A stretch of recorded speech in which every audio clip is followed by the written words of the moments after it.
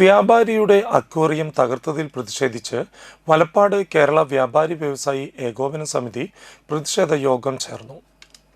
വലപ്പാട് മണപ്പുറം ചിറ്റ്സിന് സമീപം youth wing general secretary Muhammad Najeeb പുതിയതായി ആരംഭിക്കുന്ന ഷോപ്പിന് മുന്നിൽ വെച്ചിരുന്ന അക്വേറിയമാണ് തകർത്തത്. സംഭവത്തിൽ കേരള വ്യാപാരി വ്യവസായി ഏകോപന സമിതി വലപ്പാട് യൂണിറ്റ് പ്രതിഷേധം രേഖപ്പെടുത്തി. ഒരു പ്രകോപനവുമില്ലാതെയാണ് സമീപത്ത് കട നടത്തുന്നയാൾ 50,000 രൂപ വിലമതിക്കുന്ന അക്വേറിയം അടിച്ചു തകർത്തതെന്ന് വ്യാപാരികൾ ആരോപിച്ചു. സംഭവവുമായി ബന്ധപ്പെട്ട് വലപ്പാട് പോലീസിൽ പരാതി നൽകിയിട്ടുണ്ട്. പ്രതിഷേധ യോഗം യൂത്ത് വിംഗ് ജില്ലാ ജനറൽ സെക്രട്ടറി നെയ്സൺ മാത്യു ഉദ്ഘാടനം ചെയ്തു. വലപ്പാട് യൂണിറ്റ് പ്രസിഡന്റ് താജുദ്ദീൻ കാവുങ്ങൽ അധ്യക്ഷത വഹിച്ചു.